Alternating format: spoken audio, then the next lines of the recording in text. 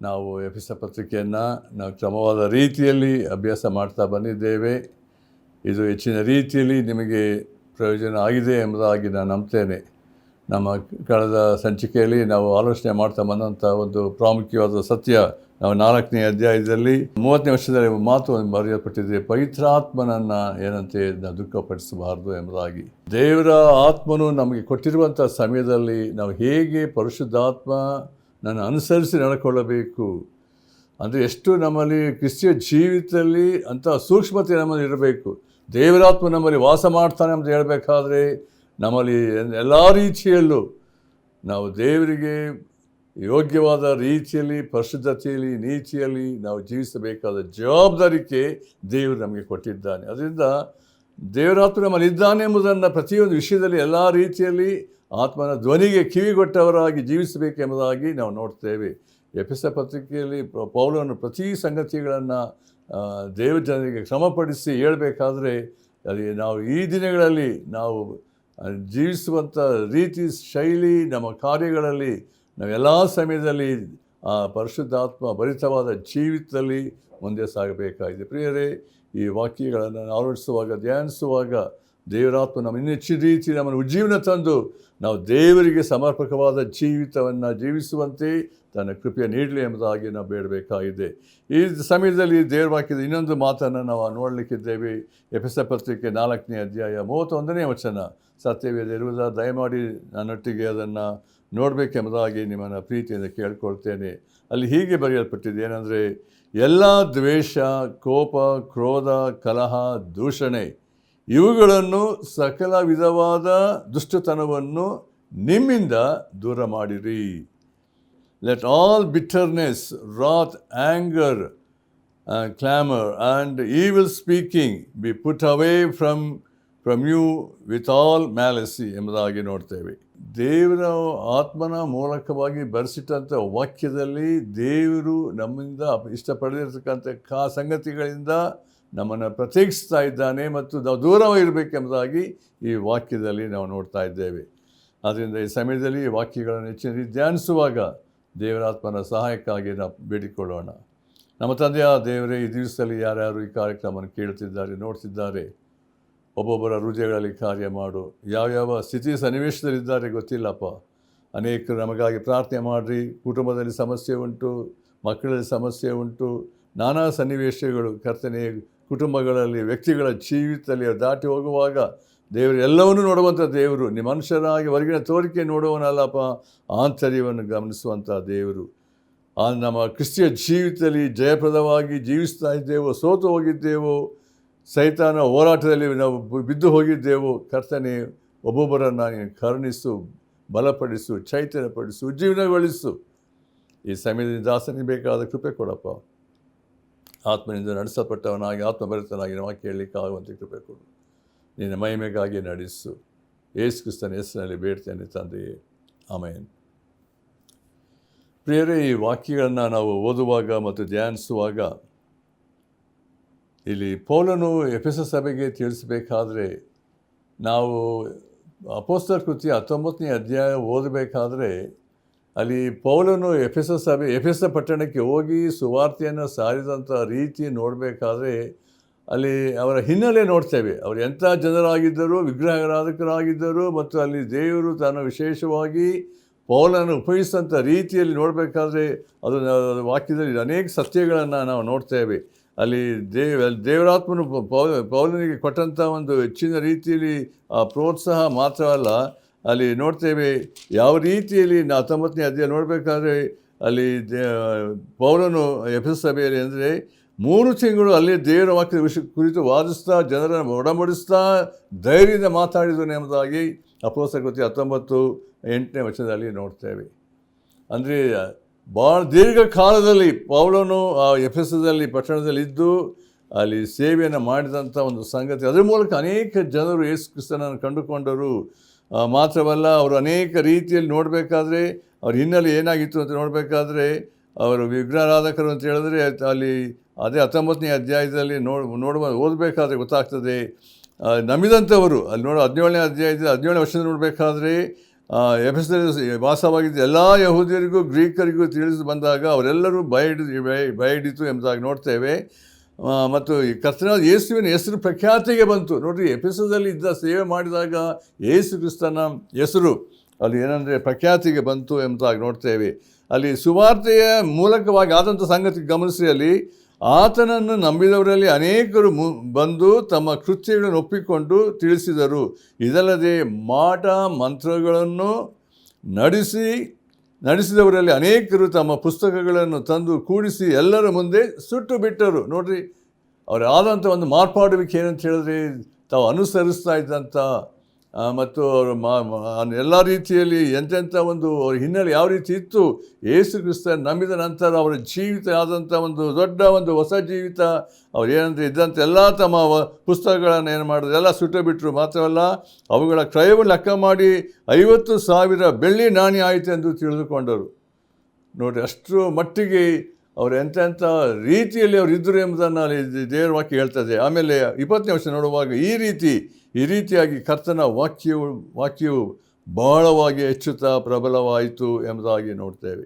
ಇಡೀ ನೀವು ಸಮಯ ಇದ್ದಾಗ ಅದು 19ನೇ ಅಧ್ಯಾಯ ನೀವು ಓದಬೇಕೆಂಬುದಾಗಿ ನಿಮ್ಮನ್ನು ಪ್ರೀತಿಯಿಂದ ಕೇಳ್ಕೊಳ್ತೇವೆ. ಆಗ ಅರ್ಥ ಆಗ್ತದೆ ಪೌಲನು ಎಂಥ ಒಂದು ಸ್ಥಿತಿಯಲ್ಲಿ, ಎಂಥ ಸನ್ನಿವೇಶದಲ್ಲಿ ಆ ಜನರಿಗೆ ಸುವಾರ್ತೆಯನ್ನು ಸಾರಿದಂಥ ಸಮಯದಲ್ಲಿ ಎಂಥ ಒಂದು ಪರಿಣಾಮ, ಎಂಥ ಒಂದು ಪರಿವರ್ತನೆ, ಎಂಥ ಒಂದು ಅವರ ಜೀವಿತ ಆದಂಥ ಬದಲಾವಣೆಗಳು ಏನಾಗಿದೆ ಎಂಬುದನ್ನು ಆ ಭಾಗದಲ್ಲಿ ನಾವು ಅಲ್ಲಿ ನೋಡುವಂಥವರಾಗಿದ್ದೇವೆ. ಮತ್ತು ಅನೇಕ ಅಲ್ಲಿ ಪೌಲನಿಗೆ ಹಿಂಸೆ ಕೂಡ ಆಯಿತು, ಮತ್ತು ಅನೇಕ ರೀತಿಯಲ್ಲಿ ತೊಂದರೆಗಳು, ಸೈತಾನ ಕಾರ್ಯಗಳು ನೋಡುವಾಗ ಅನೇಕ ರೀತಿಯಲ್ಲಿ ಅಡ್ಡಿಗಳು ಬಂತು ಎಂಬುದಾಗಿ ನೋಡ್ತೇವೆ. ಆದರೂ ಅವನು ಧೈರ್ಯವಾಗಿ ಸುವಾರ್ತೆಯನ್ನು ಅಲ್ಲಿ ಸಾರಿದ್ದರಿಂದ ಅಲ್ಲಿ ಏನಂದರೆ ಅನೇಕರು ರಕ್ಷಿಸಲ್ಪಟ್ಟು ಸಭೆಯಲ್ಲಿ ಪ್ರಾರಂಭವಾಯಿತು ಎಂಬುದಾಗಿ ನಾವು ಅಲ್ಲಿ ನೋಡ್ತೇವೆ.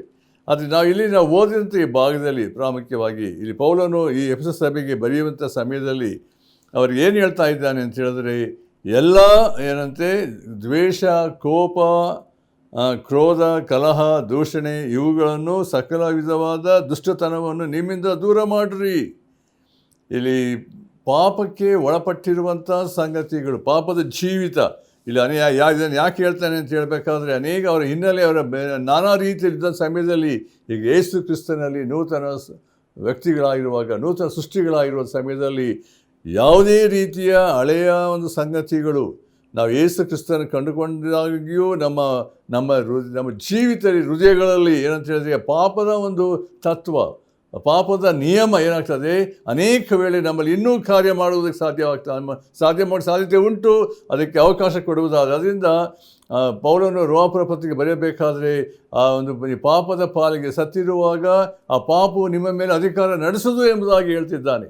ಅಂದರೆ ಅಲ್ಲಿ ತರಿಸಿರುವ ಚಿತ್ರ ಏನಂತ ಹೇಳಿದ್ರೆ, ನಮ್ಮ ಎಲ್ಲ ಪೂರ್ವ ಸ್ವಭಾವ, ಎಫೆಸ ಪತ್ರಿಕೆ ಅದನ್ನು ಅನೇಕ ಸಾರಿ ಪೌಲನು ಬರೆದಿದ್ದಾನೆ. ನಿಮ್ಮ ಪೂರ್ವ ಸ್ವಭಾವ ಏನಂದರೆ ಯೇಸು ಕ್ರಿಸ್ತನಲ್ಲಿ ಸೂಚಿಸಲ್ಪಟ್ಟಿದೆ. ಅದನ್ನು 4ನೇ ಅಧ್ಯಾಯದಲ್ಲಿ ಅದು ತಿಳಿಯಪಡಿಸಿದ್ದಾನೆ. 22 ವರ್ಷದಿಂದ ಓದ್ತಾ ಬರಬೇಕಾದ್ರೆ ನಮ್ಮ ಪೂರ್ವ ಸ್ವಭಾವ, ನಮ್ಮ ಹಳೆಯ ಸಂಗತಿಗಳು, ನಾವು ಮಾತಾಡ್ತಾ ಇದ್ದಂಥ ರೀತಿ, ನಾವು ವರ್ತನೆ ಮಾಡ್ತಿದ್ದ ರೀತಿಯಲ್ಲಿ ನಮ್ಮ ಆಚರಣೆ, ಅನೇಕ ಸಂಗತಿಗಳು ಹಿನ್ನೆಲೆ ಏನಿರುವುದಾದರೂ ಯೇಸು ಕ್ರಿಸ್ತನಲ್ಲಿ ಬಂದಾಗ, ಬೆಳಕಿಗೆ ಬಂದಾಗ, ಸತ್ಯವನ್ನು ತಿಳ್ಕೊಂಡ ಸಮಯದಲ್ಲಿ ನಮ್ಮಲ್ಲಿರಬೇಕಾದಂಥ ಒಂದು ದೊಡ್ಡ ಒಂದು ಏನಂದರೆ ಜವಾಬ್ದಾರಿ ಕೇಳಿ ಅಂತ ಹೇಳಿದ್ರೆ, ಹಿಂದೆ ಮಾಡ್ತಾ ಇದ್ದಂಥ ಎಲ್ಲ ಸಂಗತಿಗಳಿಂದ ಬಿಡುಗಡೆ ಆಗಬೇಕು. ಅಂದರೆ ಪರಿಶುದ್ಧಾತ್ಮ ನಮಗೆ ಬಂದು ವಾಸ ಮಾಡುವಾಗ ನಮಗೆ ನೂತನ ಜೀವಿತವನ್ನು ಬದಲಾವಣೆ ತಂದಿರಬೇಕಾದ್ರೆ ನಾವು ದೇವರಿಗೆ ಸಮರ್ಪಕವಾದ ಜೀವಿತವನ್ನು ಈ ಲೋಕದಲ್ಲಿ ನಾವು ಜೀವಿಸಬೇಕೆಂಬುದಾಗಿ ಕರ್ತನು ನಮಗೆ ಆಜ್ಞಾಪಿಸಿದ್ದಾನೆ. ಅದು ಯಾಕೆ ನಮ್ಮಲ್ಲಿ ಅನೇಕ ದಿನಗಳಲ್ಲಿ ಒಂದು ಹೋರಾಟ, ಅನೇಕರಲ್ಲಿ ಒಂದು ಪ್ರಶ್ನೆ ಬರ್ತದೆ, ನಾವು ಯೇಸು ಕ್ರಿಸ್ತನ ಕಂಡುಕೊಂಡಿದ್ದೇವೆ, ಹೌದು ನಂಬಿದ್ದೇವೆ. ಸನ್ನಿವೇಶಗಳು ಬರುವಾಗ ಅನೇಕ ವೇಳೆ ನಮ್ಮ ಮಾತುಗಳು, ನಮ್ಮ ಕಾರ್ಯಗಳು, ನಮ್ಮ ಜೀವಿತದ ಶೈಲಿ ಅನೇಕ ವೇಳೆ ನೋಡಬೇಕಾದ್ರೆ ಹಿಂದೆ ಇದ್ದಂಥ ಸ್ಥಿತಿಯೇ ಕಂಡು ಬರ್ತದೆ. ಯಾಕೆ ನಮ್ಮಲ್ಲಿ ಸಂಪೂರ್ಣವಾಗಿ ಆ ಪಾಪದ ಸ್ಥಿತಿ ನಮ್ಮಿಂದ ಯಾಕೆ ಮದು ಮಾಡ್ತಾ ಇದ್ದಂಥ ಸಂಗತಿ ಅಂದರೆ ಮಾತಿನ ಸ್ಥಿತಿ ಶೈಲಿ ಯಾಕೆ ಅದು ಬದಲಾವಣೆ ಆಗಿಲ್ಲ? ಅದಕ್ಕೋಸ್ಕರ ನಾವು ಹಿಂದಿನ ವಾಕ್ಯ ನೋಡಿದ್ದೇವೆ, ಪವಿತ್ರ ಆತ್ಮನ ದುಃಖಪಡಿಸಬೇಡಿ, ಪವಿತ್ರ ಆತ್ಮನ ಅಧೀನರಾಗಿರ್ರಿ. ನೋಡಿ, ಯಾವಾಗ ನಮ್ಮ ಜವಾಬ್ದಾರಿ ಕೇಳಿ ಅಂತ ಹೇಳಿದ್ರೆ, ನಾವು ನಮ್ಮ ದೇಹ ದೇವರಿಗೆ ಗರ್ಭಗುಡಿಯಾಗಿದೆ ಒಂದು ವಿಷಯ, ನಾವು ಯೇಸು ಕ್ರಿಸ್ತ ತನ್ನ ಪರಿಶುದ್ಧವಾದ ರಕ್ತವನ್ನು ಕೊಟ್ಟು ನಮ್ಮನ್ನು ಕೊಂಡುಕೊಂಡಿರುವಾಗ ನಾವು ದೇವರ ಸತ್ತಾಗಿದ್ದೇವೆ. 1 ಕೊರಿಂಥ ಪತ್ರಿಕೆ 6ನೇ ಅಧ್ಯಾಯ 19-20 ನೋಡಬೇಕಾದ್ರೆ ಆದ್ದರಿಂದ ನಿಮ್ಮ ದೇಹದಲ್ಲಿ ದೇವರ ಪ್ರಭಾವವನ್ನು ಪ್ರಕಾಶಪಡಿಸಿ ಎಂಬುದಾಗಿ ನಾವು ನೋಡ್ತೇವೆ. ಆದ್ದರಿಂದ ಪ್ರಿಯರೇ, ನಮ್ಮ ಜೀವಿತದಲ್ಲಿ ಒಂದು ಹೋರಾಟದ ಸಂಗತಿಗಳು ನೋಡ್ತೇವೆ. ಯಾಕೆ ನಾನು ಈ ಕರ್ತನಿಗಾಗಿ ಜೀವಿಸಬೇಕು, ಕರ್ತನ ಮಹಿಪಡಿಸಬೇಕು, ನನ್ನ ಜೀವಿತದಲ್ಲಿ ನನ್ನ ಮಾತಿನಲ್ಲಿ ಎಲ್ಲದರಲ್ಲೂ ಕರ್ತನಿಗೆ ಘನತೆ ತರಬೇಕೆಂಬಂಥ ಸ್ಥಿತಿ ಯಾಕೆ ಅನೇಕ ವೇಳೆ ನನ್ನಲ್ಲಿ ಬರ್ತಾ ಇಲ್ಲ? ಹಳೆಯ ಸಂಗತಿಗಳು ಉಂಟು ಅಂತ ಹೇಳಬೇಕಾದ್ರೆ ನನ್ನ ಮನಸ್ಸು ಇನ್ನೂ ಏನಾಗಿಲ್ಲ, ಅಲ್ಲಿ ಅದು ನೂತನವಾಗಿಲ್ಲ. ಅಂದರೆ ನನ್ನ ಜೀವಿತವನ್ನು ಕರ್ತನ ಒಡೆತನಕ್ಕೆ ಅಧಿಕಾರಕ್ಕೆ ಒಳಪಡದೇ ಇರುವುದರಿಂದ, ಕರ್ತನ ಅನ್ಯೋನ್ಯತೆಯಲ್ಲಿ ನಾನು ಜೀವಿಸ್ತಾ ಇಲ್ಲದೇ ಇರುವುದರಿಂದ, ನನ್ನ ಜೀವಿತನ ಲೋಕದ ರೀತಿಯಲ್ಲಿ ಲೋಕದ ಜನರೊಟ್ಟಿಗೆ ಲೋಕದ ಆಶಯಗಳಿಗೆ ಒಳಪಟ್ಟಿರಬೇಕಾದ್ರೆ ಅದು ನನ್ನನ್ನು ಏನು ಮಾಡ್ತಾ ಇದೆ, ಸಂಪೂರ್ಣವಾಗಿ ನನ್ನ ಮೇಲೆ ದಬ್ಬಾಳಿಕೆ ಮಾಡ್ತಾ ಇರುವುದರಿಂದ ನನ್ನ ಶರೀರದ ಆಶಯಗಳಿಗೆ ಒಳಪಟ್ಟಿರುವಾಗ ಅನೇಕ ವೇಳೆ ಪರಿಶುದ್ಧಾತ್ಮನು ನನ್ನಲ್ಲಿ ಕಾರ್ಯ ಮಾಡೋಕ್ಕೆ ಸಾಧ್ಯ ಆಗ್ತಾ ಇಲ್ಲ. ಅಂದರೆ ಸಂಪೂರ್ಣ ಅಲ್ಲಿ ಅಧೀನತೆ ವಿಧೇಯತೆ ಇಲ್ಲದಂಥ ಸಂಗತಿಯನ್ನು ನೋಡ್ತೇವೆ. ಆದ್ದರಿಂದ ಈ ಒಂದು ವಾಕ್ಯದ ಸತ್ಯಗಳನ್ನು ನಾವು ಗ್ರಹಿಸ್ಕೊಳ್ಬೇಕಾದ್ರೆ ಪ್ರಿಯರೇ, ದೇವರು ಇಷ್ಟಪಡುವಂಥ ಒಂದು ಸಂಗತಿ ನನ್ನ ಜೀವಿತದಲ್ಲಿ, ಪ್ರತಿಯೊಬ್ಬ ರಕ್ಷಿಸಲ್ಪಟ್ಟಂಥ ಪ್ರತಿಯೊಬ್ಬ ವ್ಯಕ್ತಿ ಜೀವಿತದಲ್ಲಿ ಏನಂದರೆ ಪರಿಶುದ್ಧತೆಯ ಜೀವಿತ, ನೀತಿಯುಳ್ಳ ಜೀವಿತ, ಸಮರ್ಪಣೆಯ ಜೀವಿತ ನನ್ನಲ್ಲಿ ಎಷ್ಟು ಮಟ್ಟಿಗೆ ಇರುವುದಿಲ್ಲವೋ, ಅನೇಕರು ನಮ್ಮನ್ನು ಗಮನಿಸುವಾಗ ನಮ್ಮ ವರ್ತನೆಗಳನ್ನು, ನಮ್ಮ ಕಾರ್ಯಗಳು ನೋಡಬೇಕಾದ್ರೆ ನಾವು ಯಾವ ರೀತಿಯಲ್ಲಿ ಜನರಿಗೆ ನಮ್ಮನ್ನು ಪ್ರತಿಬಿಂಬಿಸ್ತೇವೆ, ನಾವು ಯೇಸು ಕ್ರಿಸ್ತನನ್ನು ಯಾವ ರೀತಿಯಲ್ಲಿ ಪ್ರತಿಬಿಂಬಿಸ್ತೇವೆ ಅನ್ನುವಂಥದ್ದು ಭಾಳ ಪ್ರಾಮುಖ್ಯ ಪ್ರಿಯರೇ. ನಮ್ಮ ಜೀವಿತ ಈ ದಿನಗಳ ಸೋಲಿನ ಜೀವಿತವಾಗಿದೆಯೋ? ಲೋಕದ ಜನರಿಗೂ ದೇವರ ಮಕ್ಕಳಾದ ನಮಗಿರ್ತಕ್ಕಂಥ ಒಂದು ಏನಂದರೆ ಪ್ರತ್ಯೇಕತೆ ಉಂಟು. ಅವರು ಮಾತಾಡುವ ರೀತಿಯಲ್ಲಿ, ಅವರು ನಗಾಡುವ ರೀತಿಯಲ್ಲಿ ನಾನು ಅದೇ ರೀತಿ ವರ್ತಿಸ್ತಾ ಇದ್ದೇನೋ? ಆದರೆ ದೇವರ ಮಕ್ಕಳಲ್ಲಿ ದೇವರ ವಾಕ್ಯ ಹೇಳುವಾಗ ನಾವು ಈ ಲೋಕದಿಂದ ನಾವು ಏನಂದರೆ ದೇವರ ವಾಕ್ಯ ಹೇಳಬೇಕಾದ್ರೆ ನಾವು ಬೆಳಕಾಗಿದ್ದೇವೆ. ನಮ್ಮ ದೇವ್ರ ಕತ್ತಲೆಯಿಂದ ಬೆಳಕಿ ತಂದಿರಬೇಕಾದ್ರೆ ನಮ್ಮ ಇರಬೇಕಾದಂಥ ಸ್ಥಿತಿ ವರ್ತನೆ ಏನಂತ ಹೇಳಿದ್ರೆ, ಯೇಸು ಕ್ರಿಸ್ತನ ಪ್ರಭಾವ, ಯೇಸು ಕ್ರಿಸ್ತನ ಸಾನ್ನಿಧ್ಯ, ಯೇಸು ಕ್ರಿಸ್ತನ ಮಹಿಮೆ ನನ್ನ ಜೀವಿತದಲ್ಲಿ ಬಂದಿರಬೇಕಾದ್ರೆ ನಾವು ಯೇಸು ಕ್ರಿಸ್ತನನ್ನೇ ನಾವು ಎಲ್ಲ ರೀತಿ ಆತನ ಮಾತಾಡಿದ ರೀತಿಯಲ್ಲಿ, ಆತನ ವರ್ತಿಸಿದಂಥ ರೀತಿಯಲ್ಲಿ, ಆತನ ಹೋದಂಥ ದಾರಿಯಲ್ಲಿ ನನ್ನ ಜೀವಿತ, ನನ್ನ ಮಾತಿನ ಶೈಲಿ ಇರಬೇಕೆಂಬುದಾಗಿ ದೇವರು ತಿಳಿಯಪಡಿಸಿದ್ದಾನೆ. ಅದಕ್ಕೋಸ್ಕರ ಪೌಲನು ಫಿಲಿಪ್ಪಿ ಪತ್ರಿಕೆ 2ನೇ ಅಧ್ಯಾಯ 5 ಹೇಳಬೇಕಾದ್ರೆ, ಕ್ರಿಸ್ತ ಯೇಸುವಿನಂಥ ಮನಸ್ಸು ನಿಮ್ಮಲ್ಲಿಯೂ ಇರಲಿ ಎಂಬುದಾಗಿ. ನೋಡಿರಿ, ಆ ಯೇಸು ಕ್ರಿಸ್ತನ ಶಿಲುಬೆಲಿದ್ದಂಥ ಸಮಯದಲ್ಲಿ ನಾವು ಯಾವಾಗಲೂ ಅದನ್ನು ಆಲೋಚನೆ ಮಾಡಬೇಕಾದ್ರೆ ಇಡೀ ಜನರು, ಮಹಾಯಾಜಕರಾಗಿರ್ಬೋದು, ಶಾಸ್ತ್ರಿಗಳಾಗಿರ್ಬೋದು, ಪರಿಸಯರಾಗಿರ್ಬೋದು, ಸಿಪಾಯಿಗಳಾಗಿರ್ಬೋದು, ಎಲ್ಲ ಜನರು ಏನಂತ ಹೇಳಿದ್ರೆ ಆ ಶಿಲುಬೆಯಲ್ಲಿ ಇದ್ದಂಥ ಯೇಸು ಕ್ರಿಸ್ತ ನೋಡಬೇಕಾದ್ರೆ ನಾನಾ ರೀತಿಯಲ್ಲಿ ಮಾತಾಡ್ತಿದ್ದಾರೆ. ನೀನು ದೇವಕುಮಾರನಾಗಿ ಇಳಿದವ ನಂಬ್ತೇವೆ, ಕುಚೋದ್ಯ, ಹಾಸ್ಯ, ನಾನಾ ರೀತಿಯಲ್ಲಿ ಯೇಸು ಕ್ರಿಸ್ತನಿಗೆ ದೂಷಿಸಿದಂಥ ಸಂಗತಿಗಳು. ಆದರೆ ಯೇಸು ಕ್ರಿಸ್ತನಲ್ಲಿ ಬಂದಂಥ ಮಾತುಗಳು ಏನಂತ ಹೇಳಿದ್ರೆ, ತಂದೆಯೇ ಅವರೇನು ಮಾಡ್ತಾರೆ ಅರಿಯರು ಅವ್ರಿಗೆ ಕ್ಷಮಿಸು. ಅಂದರೆ ಯೇಸು ಕ್ರಿಸ್ತನ ಸ್ವಭಾವ ಸಂಗತಿಗಳು, ಜನರು ಮಾಡುವಂಥ ರೀತಿಯಲ್ಲಿ, ಜನರು ವರ್ತಿಸಿದಂಥ ರೀತಿಯಲ್ಲಿ, ಆತನ ಯಾವುದೇ ರೀತಿಯಲ್ಲಿ ಆತನ ಪ್ರತೀಕಾರ ಏನಂತ ಹೇಳಿದ್ರೆ ಜನರಾಗಿ ಬರಲಿಲ್ಲ ಎಂಬುದಾಗಿ ನೋಡ್ತೇವೆ. ಆತ ಎಲ್ಲದರಲ್ಲಿ ಪರಿಶುದ್ಧನಾಗಿ ನೀತಿಗೆ ಅನುಸರಿಸಿ ತಂದೆಯಾದ ದೇವರನ್ನು ಮಯಪಡಿಸಿದಂಥ ರೀತಿ ದೇವರ ವಾಕ್ಯ ಹೇಳ್ತದೆ. ಆತನ ಕುರಿಯೋಪಾದಿ ಮೌನವಾಗಿದ್ದನು, ಬಾಯಿ ತೆರೆಯಲೇ ಇಲ್ಲ. ತಾನು ಬಂದಂಥ ಉದ್ದೇಶ ಗೊತ್ತು, ತಂದೆಯ ಚಿತ್ತವನ್ನು ನೆರವೇರಿಸ್ತಾ ಇದ್ದೇನೆ ಎಂಬುದಾಗಿ. ಈ ಮಾತನ್ನು ಆಲೋಚನೆ ಮಾಡಬೇಕಾದ್ರೆ ಸನ್ನಿವೇಶಗಳು ಬರುವಂಥ ಸಮಯದಲ್ಲಿ, ಅನೇಕ ನಮ್ಮ ವಿರುದ್ಧವಾಗಿ ಜನರು ಮಾತಾಡುವಂಥ ಸಮಯದಲ್ಲಿ ನಮ್ಮ ವರ್ತನೆ ಹೇಗಿರ್ತದೆ, ಅದೇ ನಿಜವಾದಂಥ ಸಂಗತಿ. ಅನೇಕ ವೇಳೆ ನಮ್ಮಲ್ಲಿ ಇರ್ತಕ್ಕಂಥ ಒಂದು ಉದ್ರೇಕ, ಸ್ವಾರ್ಥದ ಸಂಗತಿಗಳು ಮತ್ತು ಹಳೆಯ ಸ್ವಭಾವಗಳು ಇನ್ನೂ ನಮ್ಮಲ್ಲಿ ಆಳ್ತಾ ಇರುವುದಾದರೆ ನಾವು ಏನು ಮಾಡ್ತೇವೆ, ಸಹಿಸುವುದಿಲ್ಲ. ನಾವು ಬೇಗನೆ ಅದಕ್ಕೆ ಏನು ಮಾಡ್ತೇವೆ, ರೆಸ್ಪಾಂಡ್ ಮಾಡ್ತೇವೆ. ನಾನು ಈ ರೀತಿ ಹೇಳ್ಬಿಟ್ರ, ನನ್ನ ಮೇಲೆ ಈ ರೀತಿ ಸೀಟ್ ತೀರಿಸ್ಕೊಳ್ಬೇಕು, ಆ ರೀತಿ ಮಾತಾಡಬೇಕು.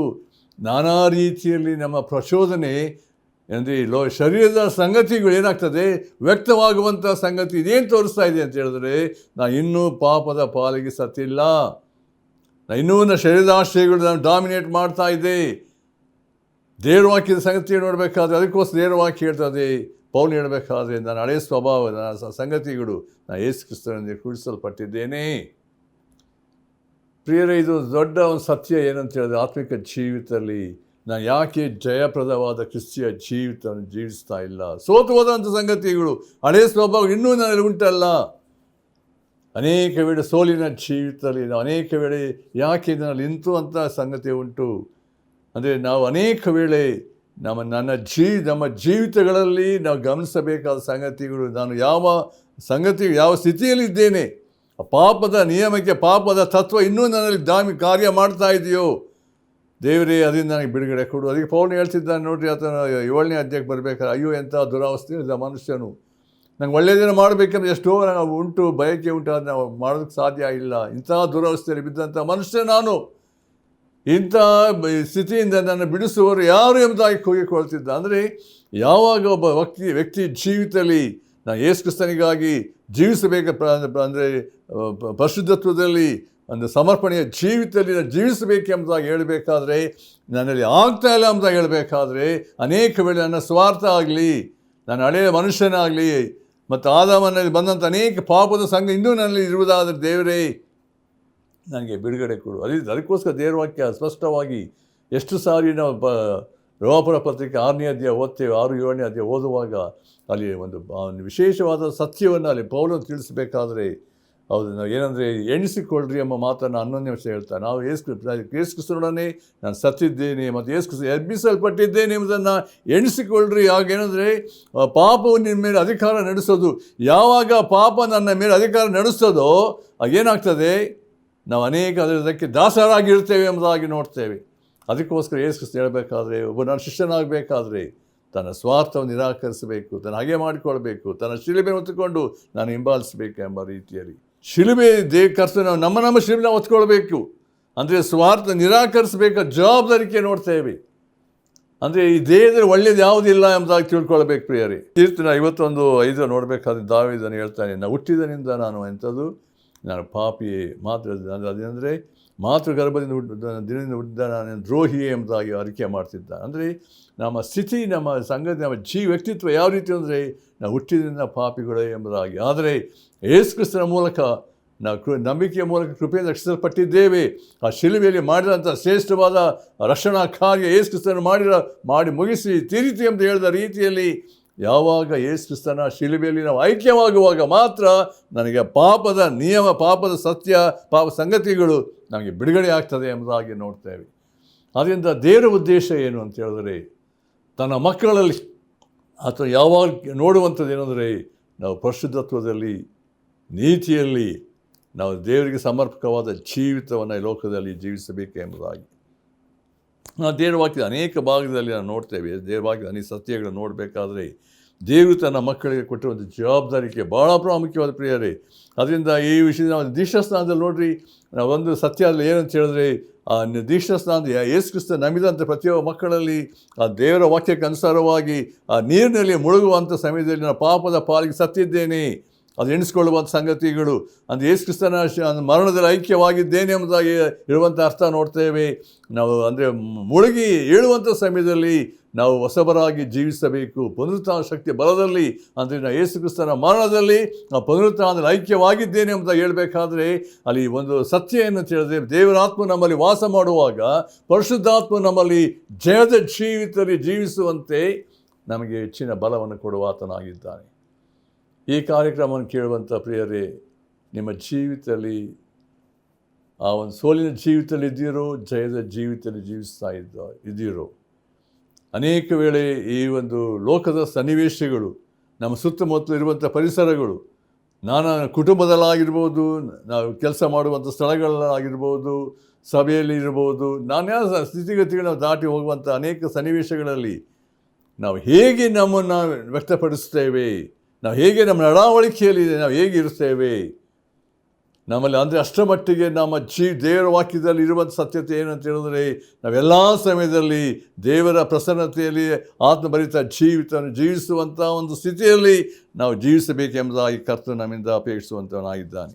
ಅಂದರೆ ಅದಕ್ಕೋಸ್ಕರ ಪ್ರತ್ಯೇಕವಾಗಿ ಅದನ್ನು ಅನೇಕ ಸಂಗತಿ ದೇವರ ವಾಕ್ಯದಲ್ಲಿ ನಾವು ಆಲೋಚನೆ ಮಾಡಿದ್ದೇವೆ. ಅಂದರೆ 6, 7, 8ನೇ ಅಧ್ಯಾಯದಲ್ಲಿ ರೋಮಪುರ ಪತ್ರಿಕೆಯಲ್ಲಿ ಅಂದರೆ ದೇವರು ನಮ್ಮನ್ನು ತನ್ನ ಆತ್ಮನ ಬಲದಲ್ಲಿ ಆತ್ಮನ ಮೂಲಕ ಆತ್ಮನ ಅನುಸರಿಸುವಾಗ ನಾವು ತಿರುಗಿ ನಮ್ಮಲ್ಲಿ ಅಂದರೆ ಪಾಪದ ತತ್ವದ ನಿಯಮ ಕಾರ್ಯ ಮಾಡಲು ಸಾಧ್ಯತೆ ಇಲ್ಲ ಎಂಬುದಾಗಿ ನಾವು ನೋಡ್ತೇವೆ.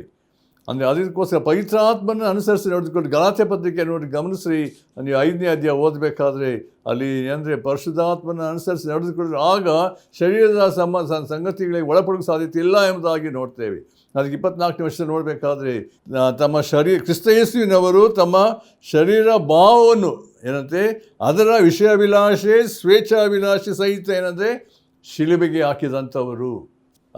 ಪವರ್ ಆಫ್ ಸಿನ್ ಅಂದರೆ ಪಾಪದಲ್ಲಿ ಶಕ್ತಿ ಉಂಟು, ಬಲ ಉಂಟು, ಅದು ಶಿಲುಬೆಯಲ್ಲಿ ಸಂಪೂರ್ಣವಾಗಿ ಅದೇನಾಗಿದೆ, ಹೋಗಿದೆ. ಯೇಸು ಕ್ರಿಸ್ತನ ಅದಕ್ಕೆ ಹೇಳಿ ತೀರಿತು ಎಂದು ಹೇಳಬೇಕಾದ್ರೆ ಯೇಸು ಕ್ರಿಸ್ತನ ಶಿಲುಬೆಯಲ್ಲಿ ಪ್ರಾಣ ಕೊಟ್ಟಂಥ ಸಮಯದಲ್ಲಿ ಸತ್ತು ಹೂಣಲ್ಪಟ್ಟು ಎಬ್ಬಿಸಿದ ನಂತರ ಪಾಪದ ಶಕ್ತಿ, ಸೈತಾನ ಶಕ್ತಿ, ಮರಣದ ಒಂದು ಭಯದಿಂದ ದೇಹಕ್ಕೆ ನಮಗೆ ಅಂದರೆ ಬಿಡುಗಡೆ ಸಿಕ್ಕಿದೆ ಎಂಬುದಾಗಿ ನೋಡ್ತೇವೆ. ಅದರಿಂದ ಪ್ರಿಯರೇ, ನಿಮ್ಮ ಕ್ರಿಸ್ತಿಯ ಜೀವಿತ ಎಷ್ಟ ಮಟ್ಟಿಗೆ ದೇವರಾತ್ಮ ನಿಮ್ಮನ್ನು ನಂಬಿಕೆಯಲ್ಲಿ ಬಲಪಡಿಸಿ ಆ ನಿರೀಕ್ಷೆಯಲ್ಲಿ ನಾವು ಕರ್ತನಲ್ಲಿ ಆನಂದಿಸುವಂಥ ಒಂದು ಸಂಗತಿ ಉಂಟು. ಸೋತು ಹೋಗಿದ್ದೆವು, ನಾವು ಬಿದ್ದು ಹೋಗಿದ್ದೆವು, ನಮ್ಮ ಜೀವಿತದಲ್ಲಿ ಇನ್ನೂ ನಾವು ಹಳೆಯ ಸ್ವಭಾವದಲ್ಲೇ ಮುಂದುವರಿಯುತ್ತಾ ಇದ್ದೆವು. ನಾವು ದೇವರ ಮಕ್ಕಳಾಗಿದ್ದೇವೆ ಎಂಬುದನ್ನು ತಿಳ್ಕೊಳ್ಬೇಕಾದ್ರೆ ಒಂದು ಸತ್ಯ, ಪರಿಶುದ್ಧಾತ್ಮ ನಮಗೆ ವಾಸ ಮಾಡುವಾಗ ನಮ್ಮ ಆಂತರ್ಯ ಜೀವಿತ ಬದಲಾಗಿದೆ. ಒಂದು ನಮ್ಮ ಬಾಯಲ್ಲಿ ಯಾವಾಗಲೂ ದೇವರಿಗೆ ಸ್ತುತಿ ಸ್ತೋತ್ರವನ್ನು, ಕೊಂಡಾಟವನ್ನು, ಆರಾಧನೆ ಸಲ್ಲಿಸುವಂಥದ್ದು ಮಾತ್ರ ಅಲ್ಲ, ಈ ಕರ್ತನು ಮಾಡಿದಂಥ ಕಾರ್ಯಗಳನ್ನು ತಿಳಿಸಿ ಕರ್ತನಿಗೆ ಆರಾಧನೆಯನ್ನು, ಆತನನ್ನು ಮಹಿಮೆಪಡಿಸುವಂಥ ರೀತಿಯಲ್ಲಿ ಸಾಕ್ಷಿ ಕೊಡುವಂಥ ವ್ಯಕ್ತಿಗಳಾಗಿ ನಾವು ಜೀವಿಸಬೇಕೆಂಬುದಾಗಿ ನೋಡ್ತೇವೆ. ಅಂದರೆ ಯಾವುದೇ ಸಂಗತಿಗಳಾಗಿ ನಮ್ಮಲ್ಲಿ ಪಾಪದ ಸಂಗತಿ ನಮ್ಮಲ್ಲಿ ಆಳಬಾರದು ಎಂಬ ರೀತಿಯಲ್ಲಿ ದೇವರು ನಮಗೆ ತಿಳಿಯಪಡಿಸ್ತಾ ಇದ್ದ. ಅಂದರೆ ದೇವರು ಅಸಹಿಸುವ ಸಂಗತಿಗಳು ನಾವು ಈಗ ಅಲ್ಲಿ ಪ್ರತ್ಯೇಕದಲ್ಲಿ ಪೌನು ಹೇಳಬೇಕಾದ್ರೆ, ದೇವರೇ ನನ್ನಿಂದ ಈ ಒಂದು ಎಲ್ಲ ಈ ಶರೀರದ ಸಂಗತಿಗಳಿಂದ ನಾನು ಪ್ರತ್ಯೇಕಿಸಪ್ಪ, ಬಿಡುಗಡೆ ಕೊಡು, ನನ್ನಲ್ಲಿ ಆತ್ಮಭರಿತ ಜೀವಿತವನ್ನು ಜೀವಿಸುವಂತೆ, ಆತ್ಮನಿಗೆ ಅನುಸಾರವಾಗಿ ನಡ್ಕೊಳ್ಳುವಂತೆ ದೇವರೇ ನನಗೆ ಕೃಪೆಯನ್ನು ಅನುಗ್ರಹಿಸು ಎಂಬುದಾಗಿ ನಾವು ಬೇಡಬೇಕಾಗಿದೆ. ದೇವರು ಇಷ್ಟಪಡುವ ಸಂಗತಿ ಅಂದರೆ ನಾವು ದೇವರ ಬಲದಲ್ಲಿ, ನವನ ಬಲದಲ್ಲಿ ಅಲ್ಲ, ನನ್ನ ಶಕ್ತಿಯಲ್ಲ, ನಾವು ಬಿದ್ದು ಹೋಗುವಂಥವ್ರು ನಾವು ಈ ಸಮಯದಲ್ಲಿ ತೀರ್ಮಾನ ಮಾಡ್ತೇವೆ, ಬೀಳ್ತೇವೆ, ಮುಗ್ಗರಿಸ್ತೇವೆ. ದೇವರಾತ್ಮನ ಕೊಡಲ್ಪಟ್ಟಿರುವ ಸಂಗತಿ ನಾವು ಆತ್ಮನ ಅನುಸರಿಸುವಾಗ ಪರಿಶುದ್ಧಾತ್ಮನ ನಿಯಮ, ಪರಿಶುದ್ಧಾತ್ಮನ ತತ್ವ ನಮ್ಮಲ್ಲಿ ಏನಂತ ಹೇಳಿದ್ರೆ ನಮ್ಮನ್ನು ಬಲಪಡಿಸಿ, ಧೈರ್ಯಪಡಿಸಿ ನಮ್ಮನ್ನು ನಡೆಸುವಂಥದ್ದಾಗಿದೆ ಎಂಬುದಾಗಿ ನೋಡ್ತೇವೆ. ಅದಕ್ಕೋಸ್ಕರ ರೋಮಪುರ ಪತ್ರಿಕೆ ಮಾತನ್ನು ಹೇಳಿ ಮುಗಿಸ್ತೇನೆ. ಅಂದರೆ ಅಲ್ಲಿ ಒಂದು ಮಾತು ಉಂಟು ರೋಮಪುರ ಪತ್ರಿಕೆಯಲ್ಲಿ, ಪೌಲನು ಅದನ್ನು ಹೇಳಬೇಕು 8ನೇ ಅಧ್ಯಾಯದಲ್ಲಿ, 8ನೇ ಅಧ್ಯಾಯ ಪ್ರತ್ಯೇಕವಾಗಿ ನೀವು ಅದನ್ನು ಓದಬೇಕೆಂಬುದಾಗಿ ನಿಮ್ಮನ್ನು ಪ್ರೀತಿಯನ್ನು ಕೇಳಿಕೊಳ್ತೇನೆ. 37ನೇ ವರ್ಷ ನೋಡ್ರಿ ಅಲ್ಲಿ, ಆದರೆ ನಮ್ಮನ್ನು ಪ್ರೀತಿಸಿದಾತನ ಮೂಲಕವಾಗಿ ನಾವು ಈ ಎಲ್ಲ ವಿಷಯಗಳಲ್ಲಿ ಪೂರ್ಣ ಜಯಶಾಲಿಗಳಾಗ್ತೇವೆ. ಎಂಥ ಒಂದು ಶ್ರೇಷ್ಠವಾದ ಸಂಗತಿ. ನಮಗೆ ಪೂರ್ಣ ಜಯವನ್ನು ಕೊಡುವಂಥದ್ದು ಯಾರು ಅಂದರೆ ನಮ್ಮ ಕರ್ತನ ಯೇಸು ಕ್ರಿಸ್ತನು. ಆತನು ಜಯಶಾಲಿಯಾಗಿದ್ದಾನೆ, ಎಲ್ಲರ ಮೇಲೆ ಒಡೆಯನಾಗಿದ್ದಾನೆ ಎಂಬುದಾಗಿ ನೋಡಬೇಕು. ಅದಕ್ಕೋಸ್ಕರ ಯೇಸು ಕ್ರಿಸ್ತನು ಹೇಳಿದ್ರು, ಪರಲೋಕದಲ್ಲಿ ಭೂಲೋಕ ಎಲ್ಲ ಅಧಿಕಾರ ಕೊಡಲ್ಪಟ್ಟಿದ್ದಿ. ಆತನು ಅಂದರೆ ಈ ಲೋಕದಲ್ಲಿ ಬಂದಂಥ ಸಮಯದಲ್ಲಿ ತಂದೆ ಚಿತ್ತ ನೆರವೇರಿಸಿದ್ರಿಂದ, ಸತ್ತು ಉಣಲ್ಪಟ್ಟು ಎಬ್ಬಿಸಲ್ಪಟ್ಟದ್ರಿಂದ ಆ ಪುನರುತ್ಥಾನದ ಶಕ್ತಿ ಬಲ ಏನು ತೋರಿಸ್ತಾ ಇದೆ ಅಂತ ಹೇಳಿದ್ರೆ, ನಾವು ಕರ್ತನಲ್ಲಿ ಪೂರ್ಣ ಜಯಶಾಲಿಗಳಾಗಿ ಜಯದ ಜೀವಿತವನ್ನು ಜೀವಿಸಬಹುದು ಎಂಬ ರೀತಿಯಲ್ಲಿ ಆ ಒಂದು ಕೃಪೆ ದೇವರು ಕೊಡುವಾತನಾಗಿ, ದೇವರೇ ನಿನ್ನ ಜ್ಞಾನ, ನಿನ್ನ ಕೃಪೆ ನನಗೆ ಬೇಕಪ್ಪ, ನಿನ್ನ ಅನ್ಯೋನ್ಯತೆಯಲ್ಲಿ ಜೀವಿಸುವಂತೆ ನಾನು ಬಲಪಡಿಸು, ನನ್ನ ಹಳೆಯ ಸ್ವಭಾವಗಳು, ಪಾಪ ಸಂಘ ಯಾವುದರ ಮೇಲೆ ಕಾರ್ಯ ಮಾಡದಂತೆ, ದಬ್ಬಾಳಿಕೆ ನಡೆಸದಂತೆ, ನಾನು ನಿನ್ನಲ್ಲಿ ಐಕ್ಯವಾಗಿ ನಿನ್ನನ್ನೇ ಮಯಪಡಿಸುವಂತೆ ನಾನು ಬಲಪಡಿಸು. ಯಾವಾಗ ನಾವು ಕರ್ತನಿಗೆ ಸಮರ್ಪಿಸ್ಕೊಳ್ತೇವೋ ಕರ್ತನು ತನ್ನ ಕೃಪೆಯನ್ನು ನೀಡ್ತಾನೆ. ಆದ್ದರಿಂದ ಪ್ರಿಯರೇ, ಈ ವಾಕ್ಯಗಳ ಮೂಲಕ ನಿಮ್ಮ ಜೀವಿತದಲ್ಲಿ ದೇವರೇ ನಾನು ಪೂರ್ಣ ಜಯಶಾಲಿಯಾಗಿ ನಿನ್ನೊಟ್ಟಿಗೆ ನೆಲೆಗೊಂಡು ನಿನ್ನಲ್ಲಿ ಐಕ್ಯವಾಗಿ ನಿನ್ನ ಮಯಪಡಿಸುವಂತೆ ನಡೆಸು ಎಂಬುದಾಗಿ ಒಪ್ಪಿಸಿಕೊಳ್ಳೋಣ. ದೇವರ ಮಾತುಗಳನ್ನು ಆಶೀರ್ವದಿಸಲಿ. ಪ್ರಾರ್ಥನೆ ಮಾಡೋಣ.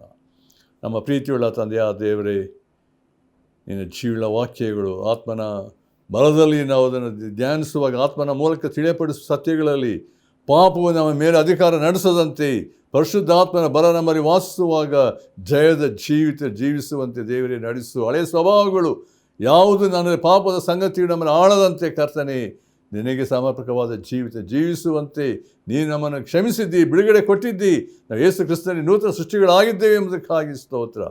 ಎಲ್ಲ ಘನತೆಯ ಮಹಿಮೆ ನಿನಗೆ ಉಂಟಾಗಲಿ. ಯೇಸು ಕ್ರಿಸ್ತನ ಹೆಸರನ್ನು ಬೇಡ್ತೇವೆ ತಂದೆಯೇ, ಆಮೇನ್.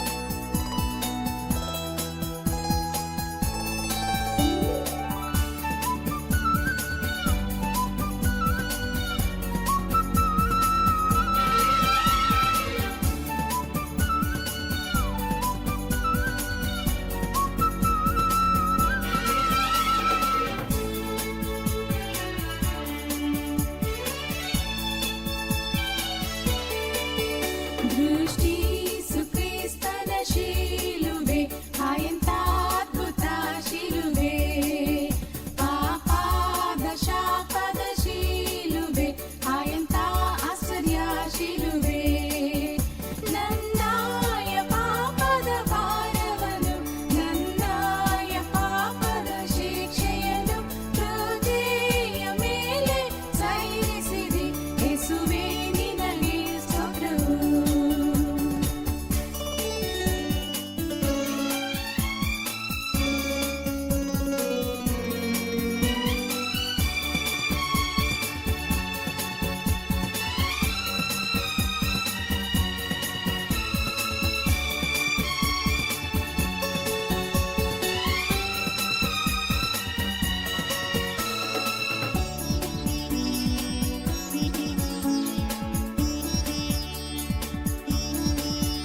ಯೇಸು